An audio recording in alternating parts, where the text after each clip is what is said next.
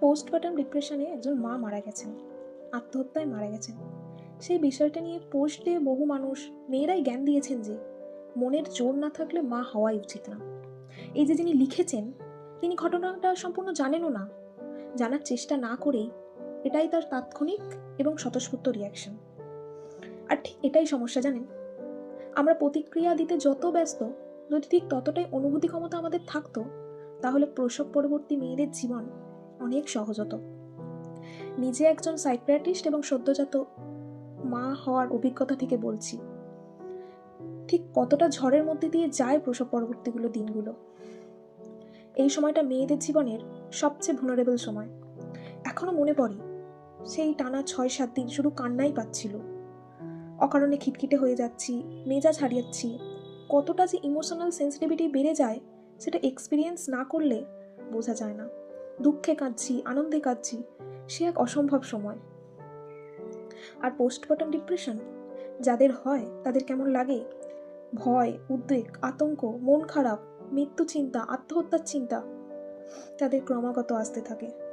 এই সময় কাছের মানুষের কি করা উচিত? সাহস দেয়া, পাশে থাকা, ডাক্তার দেখানো, আর শুধু ভরসা দিয়ে বলা সব ঠিক হয়ে যাবে আস্তে আস্তে। কিন্তু অধিকাংশ পরিবার এই সময় একটা প্রতিযোগিতা চলে মেয়েদের মধ্যে। আমরা কি মা হইনি? এত ঢং করলে চলে না। আজকালকার মেয়েদের ধৈর্য কম, মা হতে গেলে কষ্ট করতে হয়, বাচ্চাটা দুধ পাচ্ছে না। এতে নতুন মা আরও কোণঠাসা হয়ে পড়ে, নিজের প্রতি বিশ্বাস আরও কমে যায়, ওর্থলেস লাগে নিজেকে। সেদিন কোথাও একটা কমেন্টে পড়ছিলাম, মিসেস সিনেমা দেখে একজনের ঠাকুমা বলেছেন, 2জন লোকের রান্না করতে পারে না, এইরকম মেয়ে হয়ে জন্মানোই উচিত না।